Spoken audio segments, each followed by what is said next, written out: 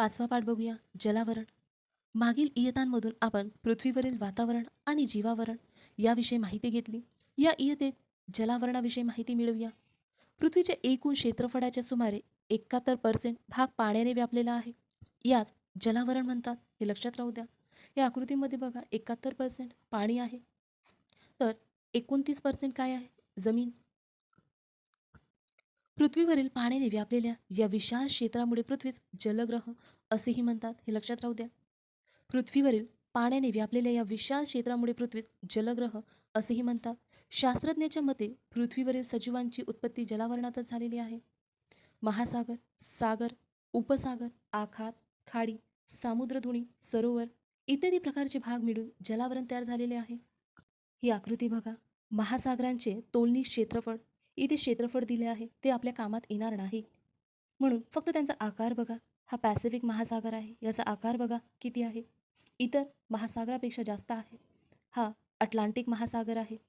Pacific नंतर हिंदी आणि Atlantic. बघा, हा आर्टिक आहे आणि हे इतर. फक्त आपल्याला आकार बघायचा. सर्वात मोठा पॅसिफिक दिसत आहे, एवढंच लक्षात राहू द्या. समोर बघूया. नद्या तसेच बर्फाच्छादित प्रदेश हे देखील जलावरणाचेच भाग आहे. महासागर. दोन खंडांदरम्यान पसरलेल्या खाऱ्या पाण्याच्या विस्तीर्ण साठ्यास महासागर म्हणतात, हे लक्षात राहू द्या. दोन खंडांदरम्यान पसरलेल्या खाऱ्या पाण्याच्या विस्तीर्ण साठ्यास महासागर म्हणतात. पॅसिफिक, अटलांटिक, हिंदी, आर्टिक हे प्रमुख 4 महासागर आहे. आकृती 5.2 मध्ये प्रत्येक महासागर आणि जलावरणाचा किती भाग व्यापला आहे ते दाखवले आहे. त्यावरून क्षेत्रफळानुसार वेगवेगळ्या महासागराचा क्रम लावायचा आहे आपल्याला. सागर किंवा समुद्र बघूया. जमिनीने पूर्णतः किंवा अंशतः वेढलेल्या खाऱ्या पाण्याच्या जलभागास सागर किंवा समुद्र असे म्हणतात. बरेच समुद्र हे महासागराचे भाग असतात, ते अंशतः जमिनीने वेढलेले असतात. उदाहरणार्थ अरबी समुद्र हा हिंदी महासागराचाच भाग आहे, हे लक्षात राहू द्या. अरबी समुद्र हा हिंदी महासागराचाच भाग आहे. काही समुद्र जमिनीने पूर्णतः वेढलेले असतात, उदाहरणार्थ कॅस्पियन समुद्र, अरल समुद्र इत्यादी. उपसागर बघूया. किनारपट्टीच्या आत गेलेल्या सागराच्या लहान भागास उपसागर म्हणतात. बघा, उपसागर म्हणजे काय? किनारपट्टीच्या आत गेलेल्या सागराच्या लहान भागास उपसागर म्हणतात. उदाहरणार्थ उत्तर अमेरिकेतील हडसनचा उपसागर. हे महत्त्वाचं नाही. सामुद्रधुनी बघूया. दोन मोठ्या जलाशयांना जोडणाऱ्या पाण्याच्या चिंचोळ्या भागास सामुद्रधुनी म्हणतात, हे लक्षात राहू द्या. सामुद्रधुनी म्हणजे काय? दोन मोठ्या जलाशयांना जोडणाऱ्या पाण्याच्या चिंचोळ्या भागास सामुद्रधुनी म्हणतात.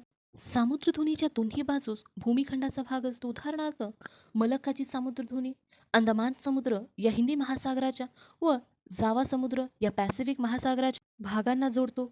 या सामुद्रधुनीच्या एका बाजूस मलेशिया तर दुसऱ्या बाजूस इंडोनेशियाचा भाग आहे. तुम्ही फक्त एवढंच लक्षात राहू द्या. मलक्काची सामुद्रधुनी अंदमान समुद्र आणि जावा समुद्र यांच्या दरम्यान आहे. नकाशाच्या आधारे अशीच आणखी काही उदाहरणे शोधा. आखात बघूया. जमिनीत आत घुसलेल्या सागराच्या निमुळत्या होत जाणाऱ्या भागास आखात म्हणतात. आखात म्हणजे काय लक्षात राहू द्या. कच्छचे आखात, खंबातचे आखात, कॅलिफोर्नियाचे आखात इत्यादी आखाताची उत्तम उदाहरणे आहेत. खाडी बघूया. नदीमुखामध्ये सागराचे पाणी जेथपर्यंत जाते त्या भागास खाडी म्हणतात, हे लक्षात राहू द्या. खाड्यांवर प्रश्न विचारला आहे आपल्याला, म्हणून खाडी म्हणजे काय हे माहिती असो आपल्याला. नदीमुखामध्ये सागराचे पाणी जिथपर्यंत जाते त्या भागास खाडी म्हणतात. उदाहरणार्थ वसईची खाडी. महाराष्ट्राच्या पश्चिम किनाऱ्यावर अशा अनेक खाड्या आहेत. नदीच्या मुखाकडील भागासही खाडी म्हटले जाते. उदाहरणार्थ बानकोटची खाडी. सरोवरे बघूया. भूपृष्ठावरील सखल भागात नैसर्गिकरित्या तयार झालेल्या जलाशयास सरोवर म्हणतात. बघा, लक्षात घ्या. भूपृष्ठावरील सखल भागात नैसर्गिकरित्या तयार झालेल्या जलाशयास सरोवर म्हणतात. जगात अशी अनेक सरोवरे आहे. उदाहरणार्थ उत्तर अमेरिका खंडातील पंचमहासरोवरे, भारतातील दाल सरोवर व सांबर सरोवर, तसेच आफ्रिका खंडातील व्हिक्टोरिया सरोवर. हे लक्षातच राहू द्या. पंचमहासरोवरे कुठे आहे? उत्तर अमेरिका खंडामध्ये, हे महत्त्वाचं आहे. दाल सरोवर कुठे आहे? भारतातील जम्मू काश्मीर या राज्यामध्ये. सांबर सरोवर राजस्थानमध्ये आहे. आणि व्हिक्टोरिया सरोवर कुठे आहे? तर आफ्रिका खंडामध्ये आहे. महासागरांचे महत्त्व बघूया आपण. मानवी जीवनाच्या दृष्टिकोनातून महासागराचे महत्त्व अनन्यसाधारण आहे. प्राचीन काळापासून ते आजपर्यंत मानव आपल्या विविध गरजांची पूर्तता करण्यासाठी महासागराचा उपयोग करत आलेला आहे. इथे बघा, नैसर्गिक साधनसंपत्तीचा स्रोत म्हणून भविष्य काळात महासागराचे महत्त्व अधिक वाढणार आहे. पुढील बाबींच्या आधारे मानवी जीवनातील महासागरांचे महत्त्व स्पष्ट करता येते. महासागर व हवामान बघूया आपण. जलचक्राच्या माध्यमातून पडणाऱ्या पावसामुळे मानवास विविध गरजांच्या पूर्ततेसाठी गोडे पाणी उपलब्ध होते. महासागरास हवामानाचा एक नियंत्रित घटक मानतात. महासागरास हवामानाचा एक नियंत्रित घटक मानतात. सागर सानिध्यांमुळे किनारी प्रदेशाचे हवामान सम राहते. हे लक्षात राहू द्या. सागर सानिध्यामुळे किनारी प्रदेशाचे हवामान सम राहतात. महासागर व साधन संपत्ती बघूया. सागर तळापासून लोह खनिज, खनिज तेल यासारखी खनिजे मिळतात. किनारपट्टीच्या भागात मिठाग्रहांच्या सहाय्याने सागराच्या खाऱ्या पाण्यापासून मीठ मिळवले जाते. महासागरात मासे तसेच विविध वनस्पतीसारखी जैविक साधनसंपत्ती विपुल प्रमाणात आहे. मोती, पोवळे यासारख्या मौल्यवान वस्तू तसेच शंख, शिंपले यासारख्या शोभेच्या वस्तू आपल्याला सागरी जीवांपासून मिळतात. भविष्यात महासागरापासून मोठ्या प्रमाणावर ऊर्जा प्राप्त केली जाणार आहे. भरती ओहोटी, लाटा आणि समुद्र प्रवाहाचा उपयोग ऊर्जा निर्मितीसाठी केला जाईल. महासागरातील खारे पाणी क्षार विरहित करून पिण्यायोग्य पाण्याची निर्मिती करता येते. त्यामुळे पेयजलाची टंचाई दूर करता येईल. त्यामुळे महासागरांना साधनसंपत्तीचे भंडार मानतात. समोर बघूया आपण. महासागर व वाहतूक बघूया. महासागरांमुळे सर्वात स्वस्त वाहतुकीचा पर्याय उपलब्ध झालेला आहे. हे लक्षात राहू द्या. महासागरांमुळे सर्वात स्वस्त वाहतुकीचा पर्याय उपलब्ध झालेला आहे. किनारपट्टीवरील बंदरांमुळे जलवाहतूक व मासेमारी सुलभ होते. कोचीसारख्या बंदराच्या ठिकाणी जहाज बांधणी व दुरुस्ती हे व्यवसाय विकसित झाले आहे. गुजरातमधील अलंगसारखी काही बंदरे जुन्या जहाजाचे भंगार व भाग सुटे करण्यासाठी प्रसिद्ध आहे. या ठिकाणी प्रश्न बनतो, अलंग हे बंदर कुठलं आहे? गुजरातमधलं आहे. सागरी सीमा व संरक्षण बघूया. सागर किनारे संरक्षणाच्या दृष्टीने महत्त्वाची भूमिका बजावतात. भारतासारख्या जे देशांना सागर किनारे लाभलेले आहे अशा देशांच्या बाबतीत सागर ही नैसर्गिक सीमा असते. सागरी पर्यावरण व समस्या बघूया. अशा प्रकारे विविध दृष्टीने महासागर महत्त्वाचे वाटत आहे. भविष्यात तर मानव बऱ्याच मोठ्या प्रमाणावर महासागरावर अवलंबून राहणार आहे. तथापि अलीकडील काळात महासागरातील पाण्याचे मोठ्या प्रमाणावर प्रदूषण होत आहे. त्यामुळे त्या पाण्याची नैसर्गिक गुणवत्ता नष्ट होऊन ते अयोग्य बनत आहे.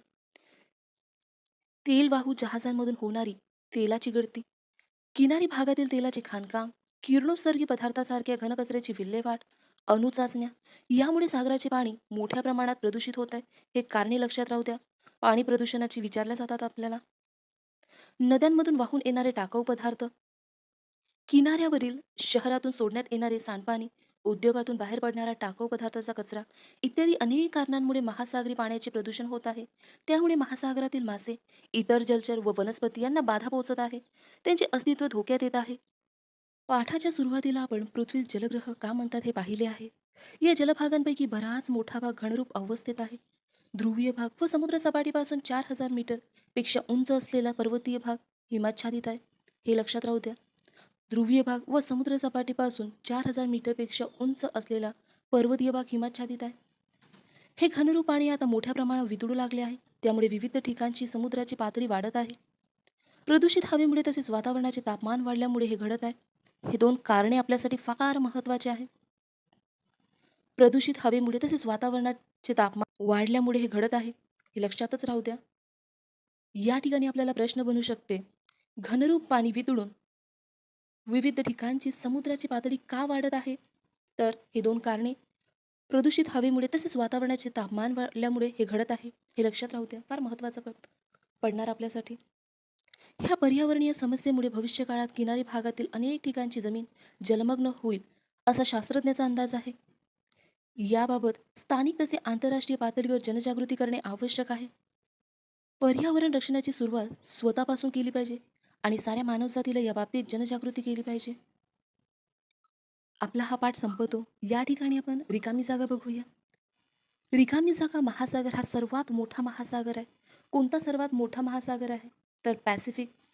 पॅसिफिक हा महासागर सर्वात मोठा महासागर आहे. रिकामी जागाची सामुद्रधुनी अंदमान समुद्र व जावा समुद्र यांना जोडते. हे फार महत्त्वाचा प्रश्न आहे आपल्यासाठी. मलक्काची सामुद्रधुनी हे आपलं उत्तर आहे. मलक्काची सामुद्रधुनी अंदमान समुद्र व जावा समुद्र यांना जोडते. हे लक्षात राहू द्या. आपल्याला विचारलं जाते. महासागरांमुळे सर्वात रिकामी जागा वाहतुकीचा पर्याय उपलब्ध झालेला आहे. बघा, आपण बघितलं होतं स्वस्त महासागरांमुळे सर्वात स्वस्त वाहतुकीचा पर्याय उपलब्ध झालेला आहे. हे महत्त्वाचं आहे. ह्या जोड्या लावा आपल्यासाठी फार महत्त्वाचे आहे म्हणून लक्ष द्या. पंच महासरोवरे, दाल सरोवर, व्हिक्टोरिया सरोवर, आफ्रिका खंड, अमेरिका खंड, दक्षिण अमेरिका, भारत या ठिकाणी पंचमहासरोवरे असं दिलं आहे. तर या ठिकाणी दाल सरोवर दिलं आहे. हे पंचमहासरोवरे म्हणजे काय? 5 सरोवर आहे म्हणून त्याला पंचमहासरोवर म्हणतात. आणि हे उत्तर अमेरिका खंडामध्ये आहे. हे लक्षात राहू द्या. दाल सरोवर कुठे आहे? आपल्या भारतामध्ये आहे. आणि व्हिक्टोरिया सरोवर कुठे आहे? तर आफ्रिकामध्ये आहे ते. हे महत्त्वाचं आहे, लक्षात राहू द्या. आपण प्रश्न बघूया. हा प्रश्न बघा, सामुद्रधुनी म्हणजे काय? हे लक्षात राहू द्या. कारणीमध्ये बघूया काय महत्त्वाचं आहे. महासागर हवामानावर परिणाम करतात. हे महत्त्वाचं आहे आपल्यासाठी. महासागरांना साधनसंपत्तीचे भंडार म्हणतात. हे सुद्धा लक्षात घ्या. महासागरातील जलचर प्राणी व वनस्पतींना बाधा पोहोचत आहे. याचे कारणे महत्त्वाचे आपण बघितलं होतं. हे कारणे आपल्याला MPSC विचारतात नेहमी. समोर बघूया. पृथ्वीला जलग्रह का म्हणतात? हे सुद्धा लक्षात राहू द्या. खाडी म्हणजे काय? ते सांगून 2 खाड्यांची नावे लिहा. हे प्रयत्न करा हा प्रश्न लिहायचा. 2 खाड्या लक्षात घ्या. खाड्यांवर प्रश्न आपल्याला नेहमी विचारले जाते म्हणून लक्षात राहू द्या. या ठिकाणी काही माहिती दिली आहे दक्षिण महासागराबद्दल, ते बघूया आपण. आंतरराष्ट्रीय जलविज्ञान संघटनेने 2000 साली 5व्या महासागरास मान्यता दिली. या ठिकाणी बघा, महासागरास मान्यता कोण देते? आंतरराष्ट्रीय जलविज्ञान संघटना. आणि 5व्या महासागराला मान्यता कधी मिळाली? तर 2000 साली मिळाली. पॅसिफिक, अंटार्क्टिक व हिंदी महासागर यांचे दक्षिणेकडील भाग मिळून जो महासागराचा भाग आहे त्यास दक्षिण महासागर असे नाव दिले आहे. हे लक्षात राहू द्या. पॅसिफिक, अटलांटिक व हिंदी महासागर यांचे दक्षिणेकडील भाग मिळून जो महासागराचा भाग आहे त्यास दक्षिण महासागर असे नाव दिले आहे. अंटार्क्टिका खंडाच्या किनाऱ्यापासून 60 अंश दक्षिण अक्षवृत्ताचा महासागरीय भाग यात समाविष्ट होतो. याचे क्षेत्रफळ सुमारे 2 कोटी चौरस किमी इतके असून त्यांच्या किनाऱ्याची लांबी 17,968 किमी आहे. दक्षिण सँडविच गर्ता हा या महासागरातील सर्वात खोल भाग आहे. हे लक्षात राहू द्या. दक्षिण सँडविच गर्ता कुठे आहे? दक्षिण महासागरामध्ये. या गर्ताची खोली 7,235 मीटर इतकी आहे.